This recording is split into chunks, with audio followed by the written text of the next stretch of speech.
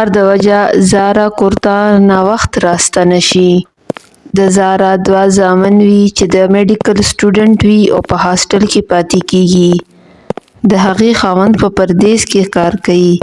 هغه د خپل خاوند مرسته کولو دپاره کار کوي. کور ته راستنېدو په وخت کې په لاره کې یو د پیو ډبې پروت وي. خو زارا شاوخوا ته وګوري او هلته څوک هم نه وي. بیا 3 ځله غږ وکړي، دا ډبې د چا دي؟ دا ډبې د چا دي؟ دلته کې خو څوک هم نشته چې ماته جواب راکړي. دا ډبې به زه کور ته ویسمه او سهار به خپلې ګاونډۍ ته ورکم، ولې چې د هغې ماشومه لور دی نو د هغې به په کار شي. نو زارا ډبې اوچت کي او کور ته یې راوړي. هغه د خپل کور دروازه کلاوه کي، دننه راشي او دروازه بند کي. زارا خپلې کوټې ته لاړه شي. هغه ډبې په څنګ میز باندې کیږدي. هغه خپل بیډ طرف ته ځي، لایټ آف کي او اوده شي. نو د شپې 1 بجه شاوخوا کې څوک زور زور سره دروازه ټکوي. نو دروازې شور سره د زارا سترګې خلاصې شي. هغه خوب کې وي او اخوا دېخوا وګوري او وایي چې په دا وخت باندې څوک راتلی شي. خدای دې خیر وکړي، څه پیښه نه وي شوې. زه ځمه چې دروازه خلاصه کړمه، الله دې خیر وکړي، بس چې هر څه وي خو د خیره وي. راځمه دروازه کولاومه، راځم، لږ صبر شئ. څوک یئ؟ څه چل شوی دی؟ څوک یې ته؟ زه یمه، زه اوږې یمه. خو ماشومه دی. زارا دروازه کولاو کی نو بهر یوه ماشومه جینۍ ولاړه وي. ته څه غواړې؟ ته څه غواړې؟ ستا څه پکار دي؟ زه اوږې یمه، زه اوږې یمه. صحیح دی، زه تاسو ته څه خوراک لپاره راوړمه، خو لورې په دا ټیم څوک د چا کور ته نه ځي. ته بهر ولاړه شه، زه خوراک دپاره څه راوړمه. او زارا دروازه بنده کی. زارا کچن طرف ته لاړه شي چې څه خوراک دپاره راوړي.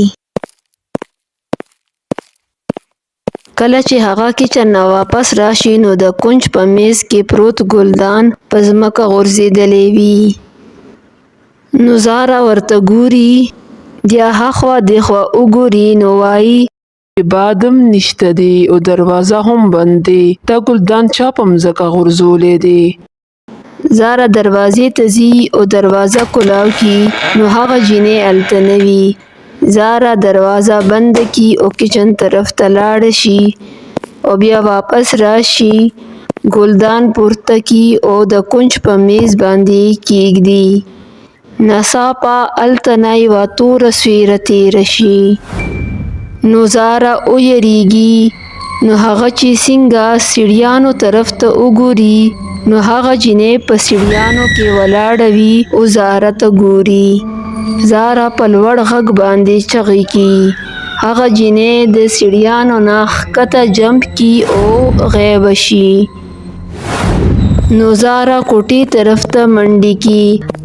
هغه جینۍ ورته مخامخ ولاړه وي. زارا په لوړ غږ باندې چغې کي او وایي چې څوک زما مدد وکړي. زه اوږې یمه، زه اوږې یمه، اوږې یمه، زه اوږې یمه. دا خو وړه پیرۍ ده، څوک زما مدد وکړي. نو د هغې وړې پیریانې یو لاس اوږد شي او د زارا طرف ته لاړ شي. زارا زور زور سره چغې کي. بیا زارا ته 3 واړه پیریان کتی شي. اوږې یمه، زه اوږې یمه، اوږې یمه، زه اوږې یمه. زارا د یرې په مغزې کې بېهوشه شي. نو هغه وړه پیری د پیو ډبي سره غیبه شي. کله چې زارا په هوش کې راشي نو هغه ګوري چې زوی د هغې تر څنګ ولاړ وي او ډبې هلته نه وي. نو د زارا زوی زارا ته وایي مورې آرام وکړه، تا ډېره زیاته تبه دي. مونږ ګاونډي تاسو سره مرسته کړې وه او هغه ماته هم کال کړی و. نو زارا خپل زوی ته ټوله واقعه تېره کی. زویه د پیو ډبې اوچتول زما ډیره زیاته غټه غلطي وه چې هغه ما نه وی پورته کړی. مورې ټینشن مه کوه، آرام وکړه، زه به یو څو ورځو دپاره تاسو سره پاتې شمه. که تاسو دا ویډیو خوښه شوی وي نو دا لایک کئ، زما چینل ایول سټوریز پښتو سبسکرایب کئ اور بیل آیکن ضرور دباو کئ. د ویډیو کتنو ډیره مننه.